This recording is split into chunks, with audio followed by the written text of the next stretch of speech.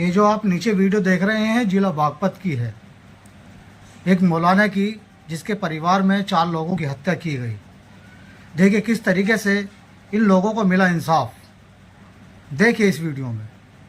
क्या मौलाना ही हैं अपने परिवार के असली कातिल? बीवी और बच्चों को दफनाने के बाद आखिर क्यों अचानक गांव छोड़कर चले गए मौलाना? कौन है वो चौथा शख्स जिसकी इस हादसे में जान चली गई? क्या इस वारदात के जिम्मेदार वो 2 नाबालिग बच्चे ही हैं, या मौलाना खुद इस कहानी का असली किरदार हैं, या फिर कोई तीसरा चेहरा जो अब तक सामने नहीं आया?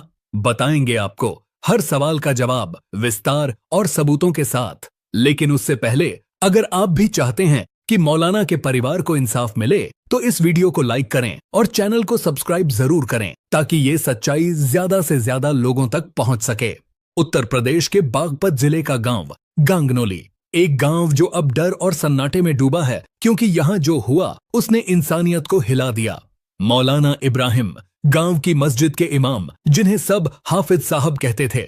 लेकिन एक दिन उसी गांव से ऐसी चीख उठी जिसने पूरे इलाके को खामोश कर दिया। मौलाना के परिवार की बेरहमी से हत्या कर दी गई। पत्नी और 2 मासूम बेटियां अब इस दुनिया में नहीं रहीं। घर का मंजर इतना भयावह था कि देखने वालों की रूह कांप गई। लोगों की आंखों में डर था और हर किसी के मन में बस एक सवाल, आखिर ऐसा कौन कर सकता है?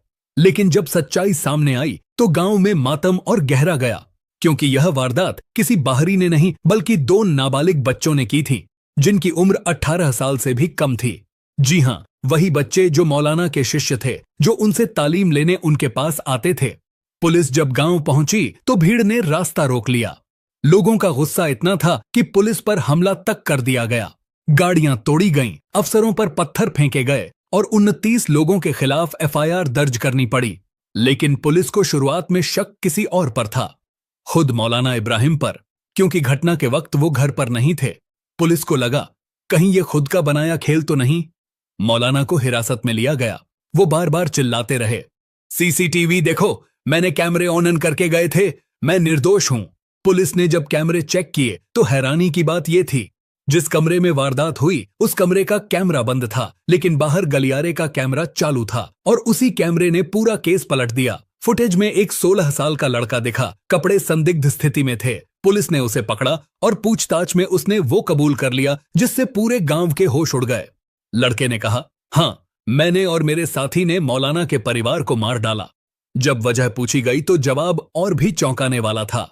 मौलाना हमें डांटते थे इसलिए हमने बदला लिया। पुलिस ने पूछा, सिर्फ इतनी बात पर? लड़के ने कहा, मौलाना अपने परिवार से बहुत प्यार करते थे। अगर उन्हें तकलीफ देना था तो उनके परिवार को नुकसान पहुंचाना ही सही लगा। सोचिए, सिर्फ एक गुस्से ने 3 जिंदगियां छीन लीं। जब पूछा गया उन बच्चियों की क्या गलती थी तो जवाब आया, वो जाग गई थीं, चिल्लाने लगीं, इसलिए उन्हें भी नुकसान पहुंचा। मौलाना की दोनों बेटियां जो मासूम थीं, सिर्फ इसलिए अपनी जान गंवा बैठीं क्योंकि उन्होंने सब कुछ देख लिया था। इतनी निर्दयता, इतना अंधापन, गांव की रूह कांप गई। वैसे दोस्तों, इस केस की हर अपडेट के लिए हमारे चैनल को सब्सक्राइब जरूर कर लें। वारदात के बाद दोनों आरोपी लड़के बाहर निकले और गांव में ऐसे घूमे जैसे कुछ हुआ ही न हो। बच्चों के साथ कबड्डी खेली, लोगों से हंसी मजाक किया, यहां तक कि जब मौलाना के घर के बाहर रोने की आवाजें आईं तो वही दोनों वहां पहुंचे और जोर जोर से रोने लगे ताकि किसी को शक न हो। लेकिन पुलिस को धीरे धीरे कुछ गड़बड़ महसूस होने लगी। क्या इतने छोटे बच्चे इतनी चालाकी से इतनी बड़ी वारदात कर सकते हैं? फिर आया वो मोड़ जिसने सब बदल दिया। मौलाना की पत्नी के भाई यानी उनके साले ने बड़ा बयान दिया। उन्होंने कहा, ये बच्चे इतने काबिल नहीं कि इतनी बड़ी साजिश रच लें, इनके पीछे जरूर कोई बड़ा दिमाग है। उन्होंने कहा, न इनके पास हिम्मत थी न योजना, किसी ने इनके दिमाग में जहर डाला है। अब शक गहराने लगा कि कहीं ये बच्चे सिर्फ मोहरे तो नहीं। पुलिस ने जांच आगे बढ़ाई तो सामने आया कि जिस कमरे में वारदात हुई थी वहां का सीसीटीवी जानबूझकर बंद किया गया था। यानी कोई ऐसा था जिसे पता था कि कैमरा कहां है और कैसे बंद किया जाता है, और यह काम किसी नाबालिग के बस का नहीं। यानी कहानी में अब एक तीसरा किरदार जुड़ चुका था, कोई ऐसा जो तकनीक समझता था और जिसने सब कुछ प्लान किया था। पुलिस ने 3 युवकों को पूछताछ के लिए बुलाया। एक इलेक्ट्रॉनिक्स की पढ़ाई कर चुका था, दूसरा कंप्यूटर रिपेयरिंग का काम करता था और तीसरा मोबाइल सर्विस सेंटर में काम करता था। पुलिस का मानना था यही वो लोग हैं जिन्होंने कैमरा बंद किया। जैसे जैसे जांच गहराती गई वैसे वैसे शक की सुई बार बार मौलाना की तरफ घूमने लगी, क्योंकि घटना के कुछ दिन बाद मौलाना ने गांव छोड़ने का फैसला कर लिया। उन्होंने कहा, अब इस गांव में मेरा कोई नहीं बचा, मेरी बीवी और बेटियां ही मेरा संसार थीं, अब मैं यहां क्यों रहूं। गांव वाले पहले तो भावुक हुए, लेकिन जल्द ही गुस्से में आ गए। उन्होंने कहा, हमने तुम्हारे लिए पुलिस से लड़ा, हमारे ऊपर केस दर्ज हुआ और अब तुम हमें छोड़कर जा रहे हो। गांव वाले कहते हैं कि पुलिस और गांव की झड़प मौलाना की वजह से ही हुई थी। अगर वो पुलिस से सहयोग करते तो शायद झड़प होती ही नहीं। अब हालात ये हो गए कि गांव दो हिस्सों में बंट गया, एक ओर पुलिस, दूसरी ओर गांव वाले, और बीच में वो नाम मौलाना इब्राहिम। लोग अब सवाल पूछने लगे, अगर मौलाना निर्दोष हैं तो गांव क्यों छोड़ दिया? क्योंकि जो इंसाफ चाहता है वो भागता नहीं। इसी बीच पुलिस को एक और बड़ा सुराग मिला। घटना वाली रात एक काली गाड़ी गांव के पास देखी गई थी। गाड़ी में 4 लोग बैठे थे, जिनमें से एक का चेहरा ढका हुआ था। अब पुलिस उस गाड़ी की तलाश में है, लेकिन अब तक कोई ठोस जानकारी नहीं मिली। पुलिस ने जब मौलाना से पूछताछ की तो उन्होंने कहा, मैं उस दिन देवबंद गया था अफगानिस्तान के विदेश मंत्री से मिलने, लेकिन पुलिस को हैरानी हुई, वो इतनी जल्दी देवबंद से वापस कैसे लौट आए। जांच एजेंसी का मानना है या तो मौलाना सच्चाई छिपा रहे हैं या किसी ने बहुत चालाकी से सारा खेल रचा है। मौलाना के साले का बयान अब केस का मोड़ बन गया है।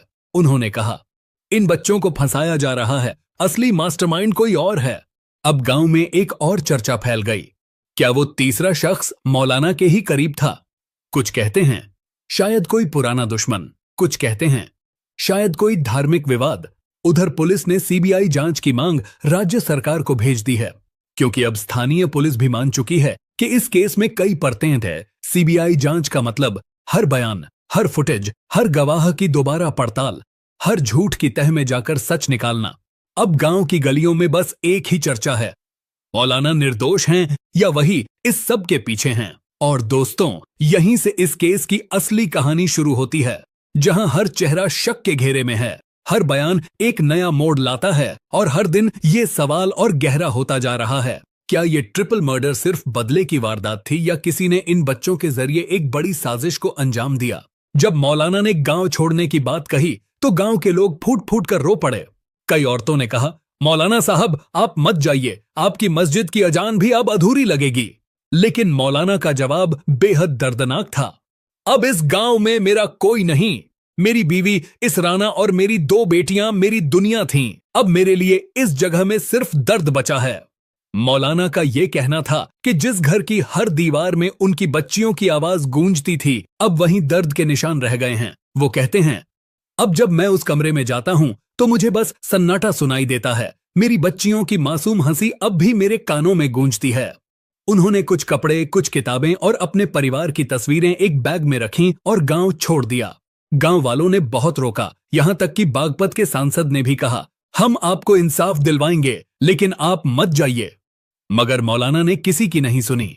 वो बोले, मुझे अब किसी चीज से मतलब नहीं, मेरा सब कुछ मुझसे छिन गया है।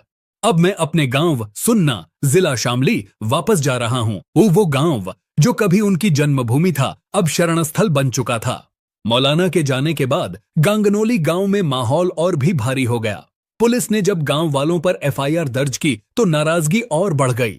लोग कहते रहे, हमने तो मौलाना के लिए लड़ाई लड़ी थी, उनके लिए पुलिस से भिड़ गए थे और अब उन्हीं के कारण हम अपराधी बन गए। धीरे धीरे शक का दायरा फिर से फैलने लगा। गांव वालों के बीच फुसफुसाहट थी, अगर मौलाना निर्दोष थे तो वो गए क्यों?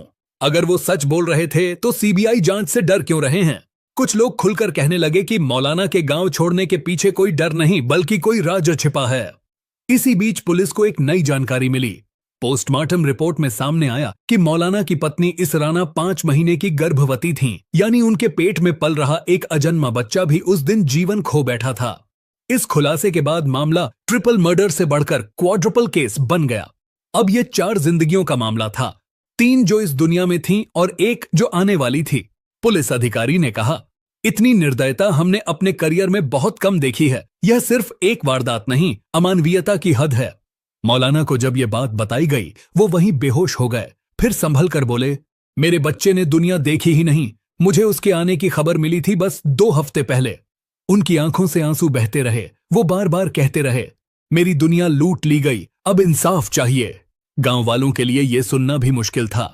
गांव की औरतें रोने लगीं और लोगों में एक बार फिर गुस्सा भड़क उठा। ऐसे दोषियों को सजा मिलनी ही चाहिए। हर किसी के मुंह पर यही बात थी। लेकिन पुलिस की जांच अब तक कई दिशाओं में फैल चुकी थी। एक ओर तकनीकी टीम उस बंद सीसीटीवी के डेटा को रिकवर करने में लगी थी, दूसरी ओर गांव में उस काली गाड़ी की तलाश जारी थी जो घटना की रात देखी गई थी। 4 लोग, चेहरा ढका हुआ, और गाड़ी बाद में कभी नहीं मिली। जांच एजेंसी को शक था, यह गाड़ी ही इस पूरे प्लान की कुंजी है। शायद इन्हीं 4 में से कोई वो शख्स था जिसने कैमरा बंद करवाया, बच्चों को भड़काया और फिर रात के अंधेरे में गायब हो गया। पुलिस को अब गांव के मोबाइल टावर से जुड़े सभी कॉल रिकॉर्ड्स खंगालने पड़े। कई अजीब नंबर सामने आए। कुछ कॉल्स देवबंद से आए थे, कुछ फोन शामली के पास के इलाकों से। यानी कहानी अब और गहराती जा रही थी। इसी बीच मौलाना के साले यानी इसराना के भाई एक बार फिर सामने आए। उन्होंने प्रेस से कहा, पुलिस इस केस को गलत दिशा में ले जा रही है। हमारा परिवार इंसाफ चाहता है, लेकिन सच्चा इंसाफ। उन्होंने कहा, इन 2 बच्चों में इतनी हिम्मत नहीं थी कि वो अकेले ये सब कर सकें। किसी ने इनके दिमाग में जहर घोला, किसी ने इन्हें इस्तेमाल किया। उनका ये बयान फिर से सबका ध्यान खींच लाया। अब पूरा गांव और मीडिया एक ही आवाज में कहने लगा, सीबीआई जांच होनी चाहिए। सीबीआई को लेकर गांव वालों ने औपचारिक अर्जी दी। पुलिस ने भी इसे फॉरवर्ड किया और राज्य सरकार ने संकेत दिया कि अगर जरूरत पड़ी तो केस सीबीआई को सौंपा जाएगा। अब मामला और गंभीर हो गया, क्योंकि अगर सीबीआई एंट्री करती है तो हर पुरानी फाइल दोबारा खुलेगी, हर गवाह फिर से बुलाया जाएगा और हर बयान की सच्चाई जांची जाएगी। पुलिस के सूत्रों के अनुसार जांच में कुछ और अहम बातें भी सामने आई हैं।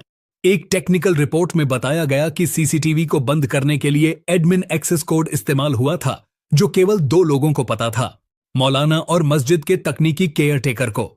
अब पुलिस दोनों पर नजर रख रही है। केयरटेकर फिलहाल लापता बताया जा रहा है। माना जा रहा है कि वही वह शख्स है जो कैमरा बंद करने और सबूत मिटाने में शामिल था। मौलाना का कहना है कि मैंने उस दिन किसी को कैमरा बंद करने को नहीं कहा, लेकिन सवाल यह है कि अगर उन्होंने नहीं कहा तो फिर किसने किया। इस पूरे हंगामे के बीच मौलाना की हालत और भी खराब होती जा रही है। सुन्ना गांव में वो अब लगभग एकांतवास में हैं। कभी गांव की मस्जिद के इमाम अब एक गहरे सदमे में खामोश बैठे हैं। कुछ लोग कहते हैं वो खुद को दोषी मानने लगे हैं कि शायद उनकी डांट, उनकी कठोरता उन बच्चों को इस हद तक ले गई। तो कुछ कहते हैं वो जानते हैं कि असली गुनहगार कौन है, लेकिन डर के कारण चुप हैं। गांव के एक बुजुर्ग ने कहा, मौलाना की आंखों में अब बस दर्द है। वो बोलते नहीं, लेकिन चेहरा सब कह देता है। अब बागपत का यह केस एक चौराहे पर खड़ा है। पुलिस, मीडिया, गांव वाले, हर कोई अपनी अपनी कहानी सुना रहा है। किसी के लिए मौलाना निर्दोष हैं, तो किसी के लिए वो इस साजिश की असली कड़ी। लेकिन सच अब भी धुंध में छिपा है, क्योंकि जिन बच्चों ने जुर्म कबूल किया था, उनमें से एक ने अब बयान बदल दिया है। उसने कहा, हमसे दबाव में कबूल करवाया गया था, हमें धमकाया गया, हमने कुछ नहीं किया। अब पुलिस के लिए भी स्थिति उलझ गई है। अगर बच्चे सच बोल रहे हैं तो असली अपराधी कौन है? गांव की गलियों में सन्नाटा है, लेकिन उस सन्नाटे के पीछे एक बेचैनी है। लोग कहते हैं जब तक सीबीआई नहीं आएगी, इस केस का सच सामने नहीं आएगा। और मौलाना की तस्वीर अब भी मस्जिद की दीवार पर टंगी है। उनकी आंखें जैसे अब भी पूछ रही हों, क्या मेरे परिवार को कभी इंसाफ मिलेगा? कहानी वहीं खत्म नहीं होती, क्योंकि अब इस केस में सीबीआई की एंट्री तय मानी जा रही है। और जब सीबीआई आएगी तो शायद वो चेहरा भी सामने आ जाए जो इस पूरी साजिश के पीछे था। तो दोस्तों, सवाल अब भी वही है, क्या ये 2 नाबालिग बच्चे सच में दोषी हैं, या किसी ने उन्हें अपने बदले की आग में झोंक दिया? क्या मौलाना निर्दोष हैं, या उनकी चुप्पी में छिपा है कोई राज?